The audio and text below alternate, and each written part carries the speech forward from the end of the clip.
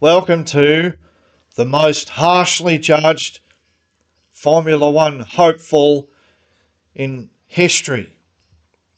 Now, who could I be talking about? There's a lot of drivers that have come up the Formula One ladder over the years that have impressed without ever really having any fanfare about their achievements. Some drivers that maybe made Formula One but in a very underpowered team at the back of the grid. No one recognised their achievements and they subsequently lost their seat in the sport. We could talk about 2003 Formula 3000 champion Bjorn Wertheim, finished almost every race either winning it or in second place, only to seemingly disappear from the single-seater scene. Absolutely no interest in him from Formula One.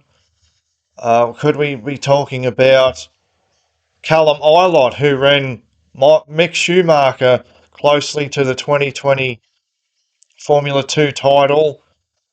The data suggests he's a faster qualifier than Mick, and if you watch the races, maybe he lost that championship because of safety cars that were poorly timed for him. Or are we talking about, I don't know, someone like Jaime Alguersuari, 2 seasons at Toro Rosso, good results, and yet at the end of the day gets fired. There are a lot of candidates, but no one stands out more than a young Frenchman, Théo Pourchaire. The way that his F2 results are handled and analysed are just, he is criminally underrated. And I have to go over it, okay? Now, a bit of background here is, these days we always hear about drivers that won Formula 3 and Formula 2 back-to-back as rookies. They're the elite level ones that deserve to be in Formula 1. And then there are other drivers that didn't win Formula 2 on their debut, and maybe that's why they don't deserve to be in Formula 1. They're not elite level, they're not as good, and Théo Pourchaire gets placed in the second category. And everything looks good up to this point. And I even want to reference Matteo Binotto. When he signed Gabriele Bortoleto for the 2025 season, and his comments were about, something along the lines of, Bortoleto won Formula 2 as a rookie, therefore he's special. Now that was clearly a cheap shot aimed at Théo Pourchaire, who took 3 seasons to win the F2 title. So everything checks out, whatever the mainstream commentary says about Pourchaire, or whatever people on the internet and the comments say, it all checks out. It took him 3 seasons to win Formula 2.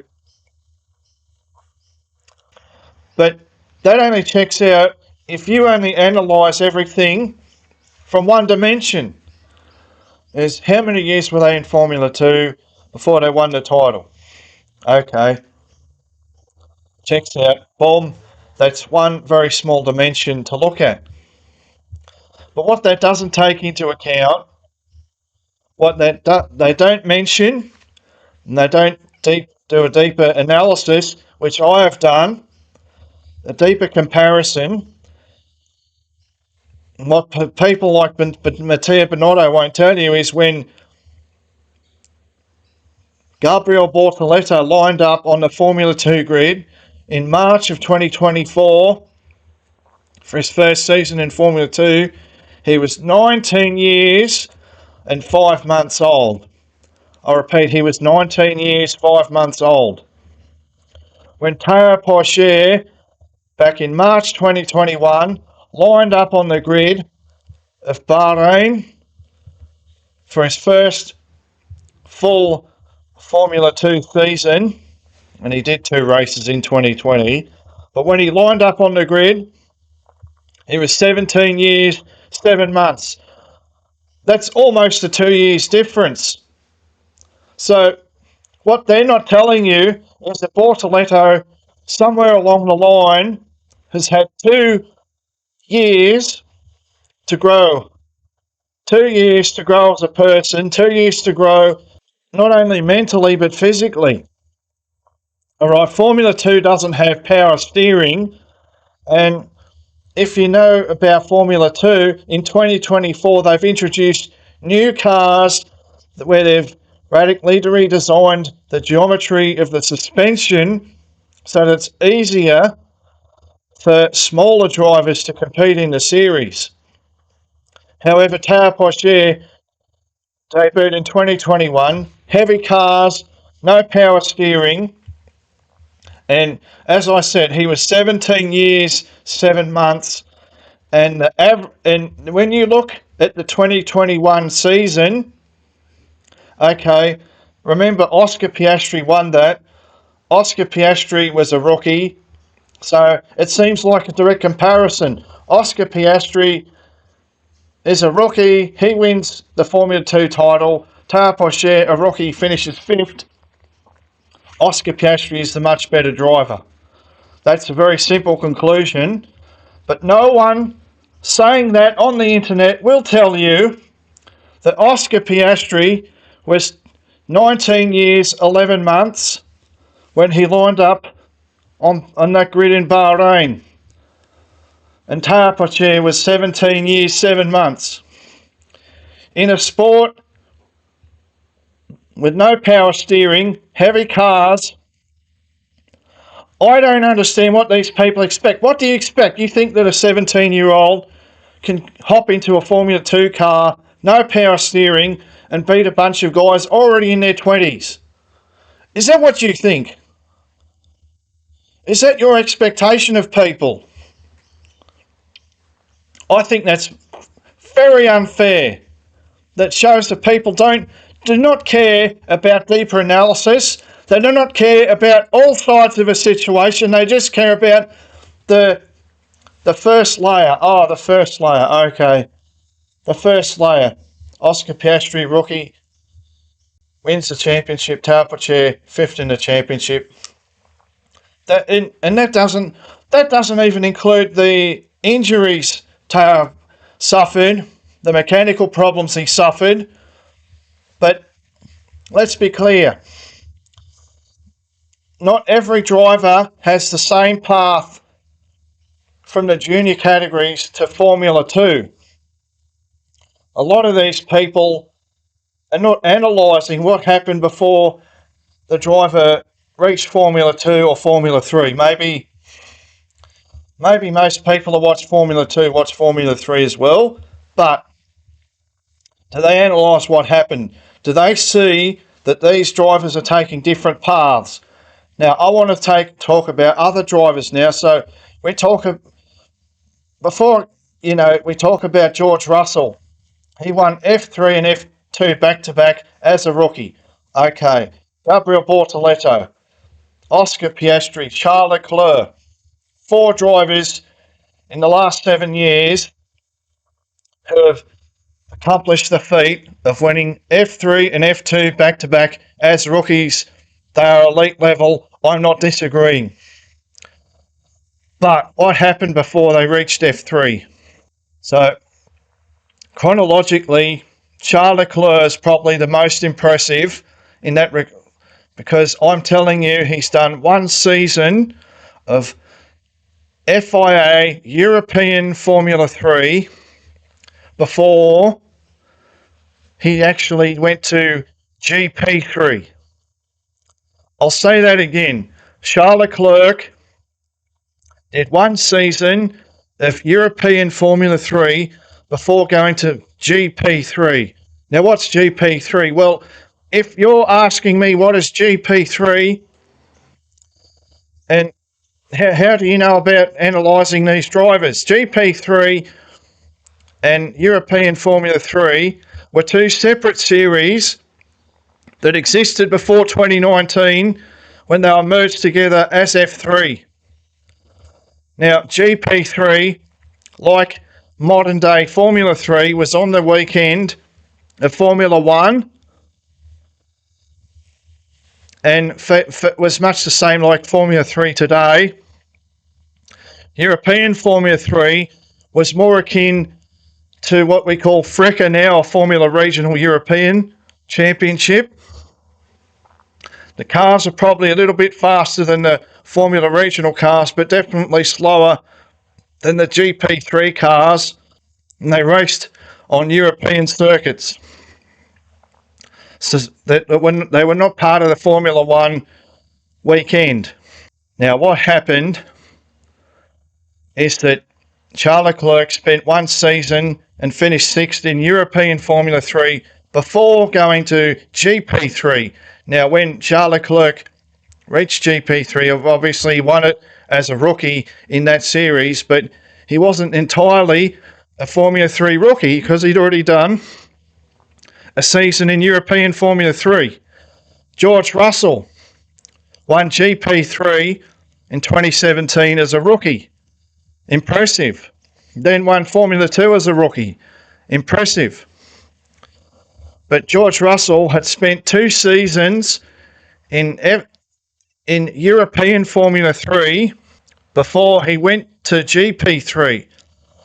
So, in some way, it was his 3rd season in Formula 3 in 2017 when he won GP3. Obviously, the standard is a little bit higher in GP3, though I think in 2017 GP3 was, the grids were suffering. Not to take away from George Russell, obviously an elite level driver, but no one's going to tell you that these people that talk about Formula 3, Formula 2 rookie champion back-to-back is not going to tell you that between Formula 4 and GP3 / Formula 3 that these drivers were competing in intermediate series. Now, come to Oscar Piastri.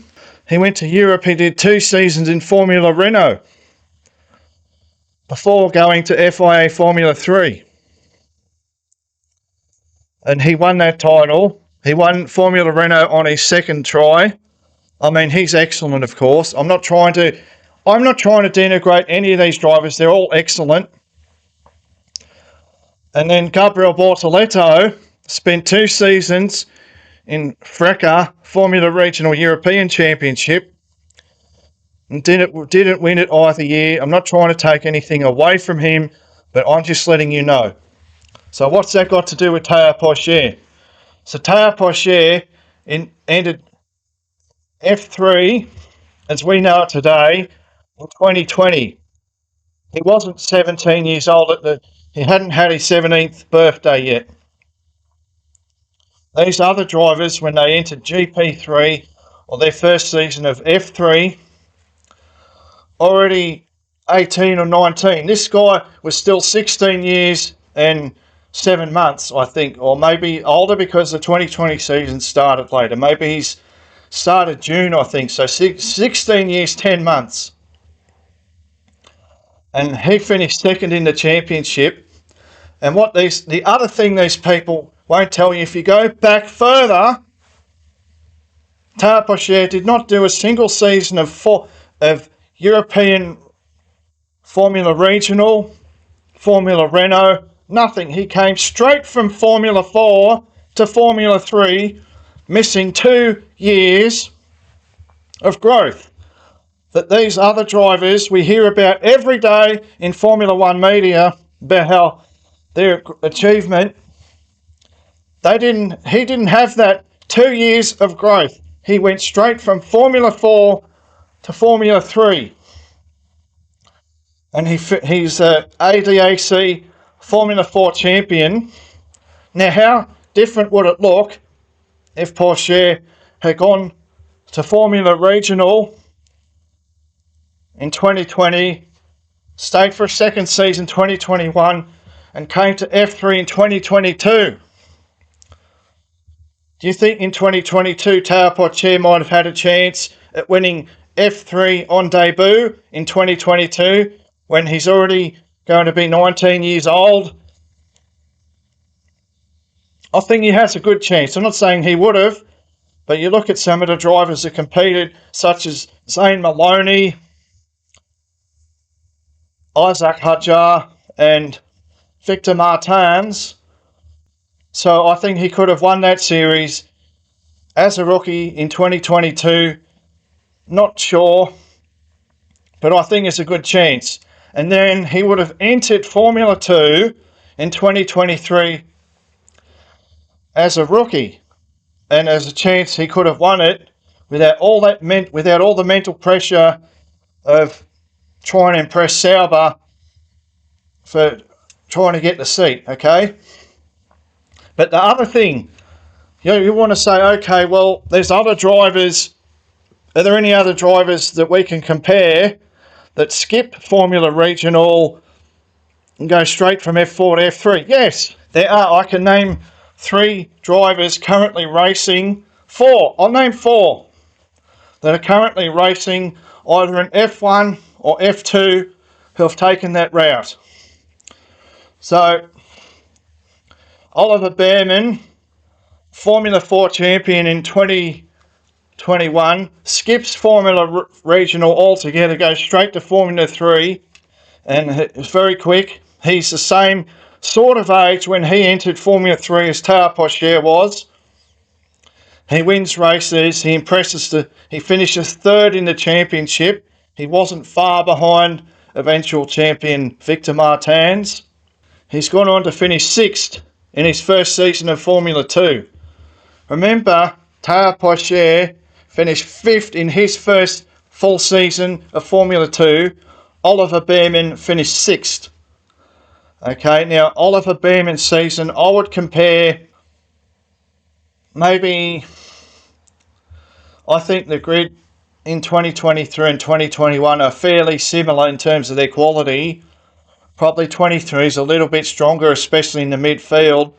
But don't forget, in 2021, we had Piastri, of course. We had Zhou Guanyu, Robert Schwartzman, Dan Ticktum, Christian Lundgaard, Yuri Vips. Solid drivers. So it's a strong field as well. I think somewhere in the midfield, I would say that 2021 is a bit weaker with drivers like Nissany, Nissany's still in 2023, so I don't know. Boschong's still there, so maybe they're very similar in terms of their quality. But the thing is, I would say that comparing Tao Pocher with Oliver Bearman, with their rookie seasons in F2, Bearman reached higher heights, right? I'm not going to deny that because he had more feature race wins. He had 2 feature race wins, 2 sprint race wins, I believe, or is it 3 feature? Whatever it is, he looked very strong. He's started on pole for a couple of feature races, but he's less consistent. He's more having off weekends where he's not competitive. I'm not here to criticise other drivers, okay? I'm just comparing them with Tao Pocher. I don't even want to talk about Bearman's second season in F2, right? But we saw in his first season that he could have off weekends, as we did for the final racing weekend in Abu Dhabi. He's off the pace, and at the start of the year he's off the pace, and there were other weekends where he's off the pace.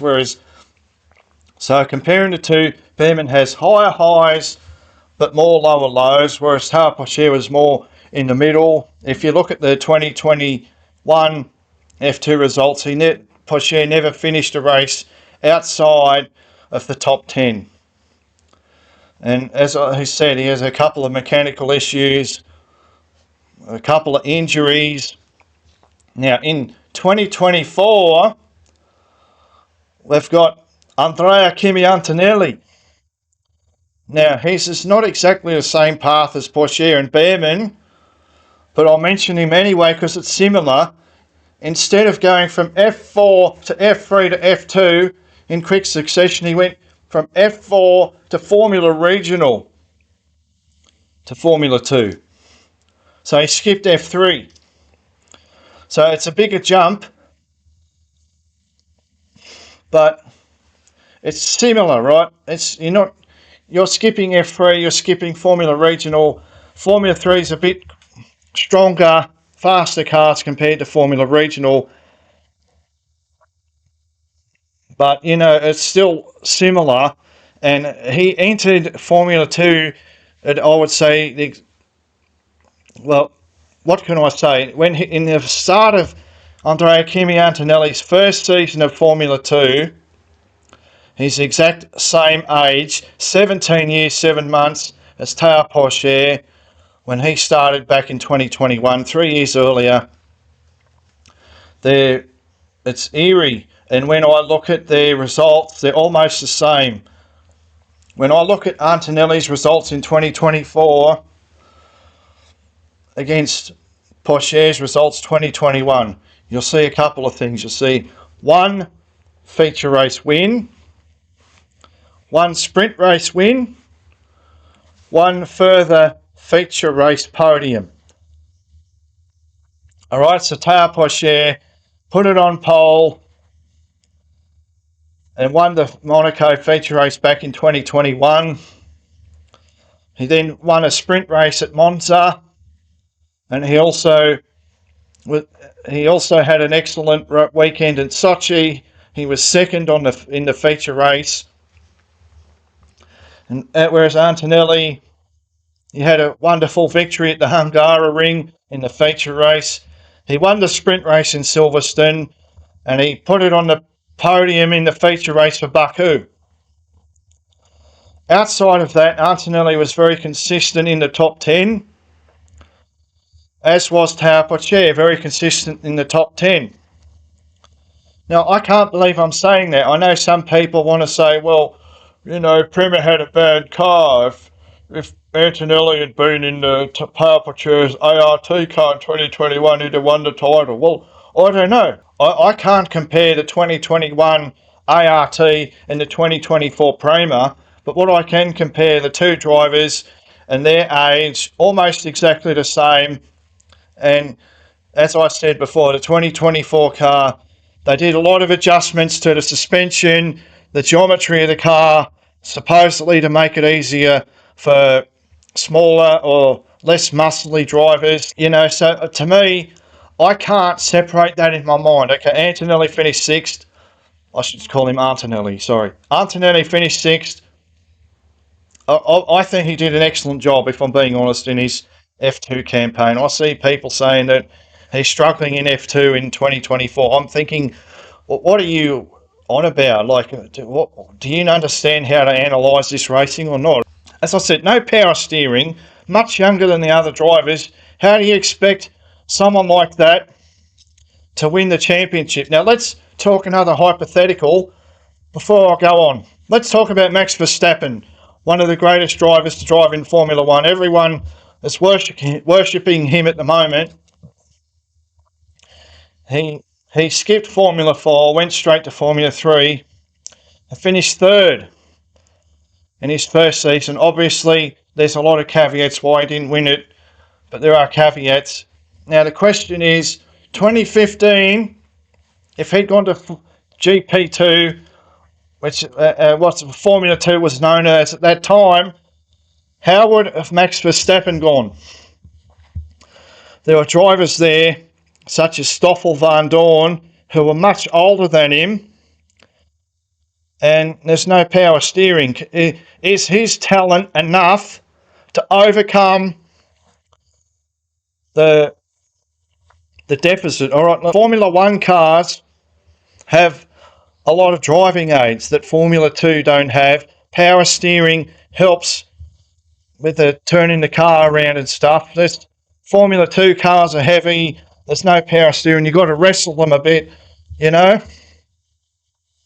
So we know how good Max Verstappen is, but I just want to pose a question before we even go on here, right? 2015 GP2, he's in one of the cars in GP2. Is he going to win the championship against drivers that are much older than him, that have more body mass index, that can hustle those power steering free F2 cars around the tracks when he's 17 and a half? I don't know the answer to that question. I don't want to tell you, oh, this is what would have happened, because that's silly. I don't know.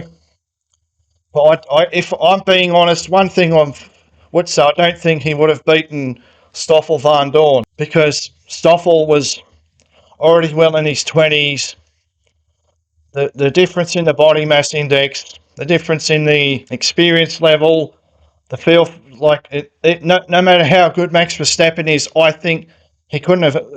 Maybe he would have been in the top 3 in the championship. I don't know. That's something for people to think about.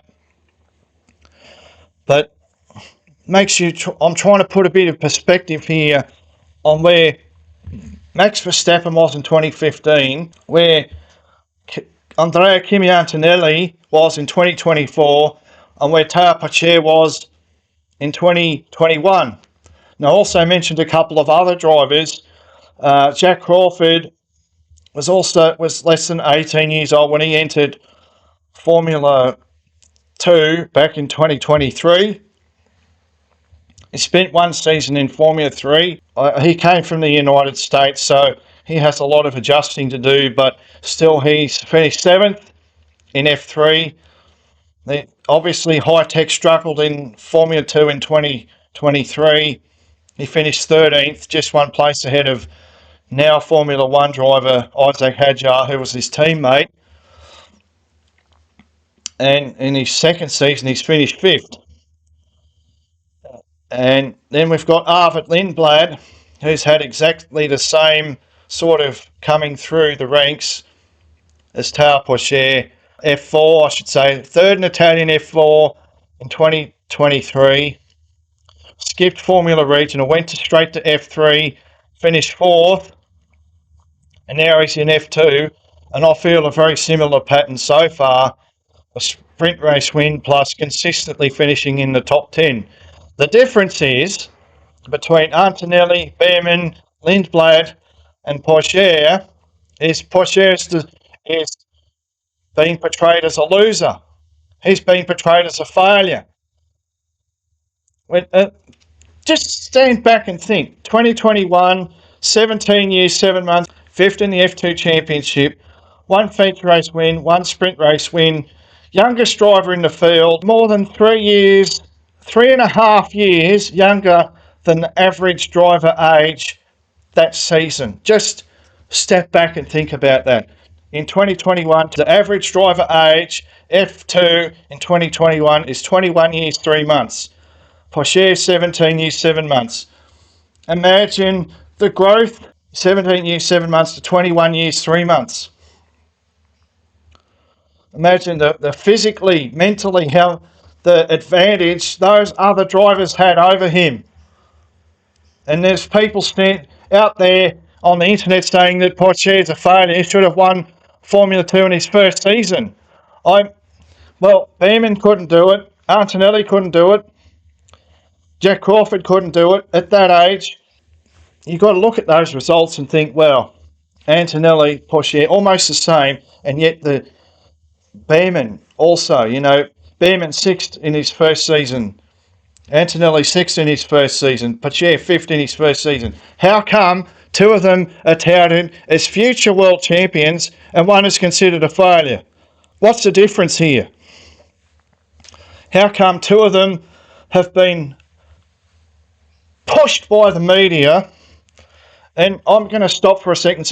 Andrea Kimi Antonelli, I think he's going to be a world champion in the future. I don't doubt that. But the thing is, when I look at those results in F2, I don't see much difference.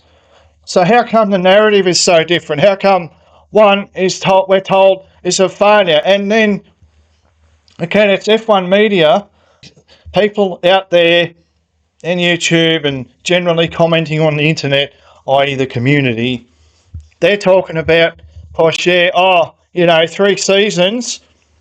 Nah, that's not good enough.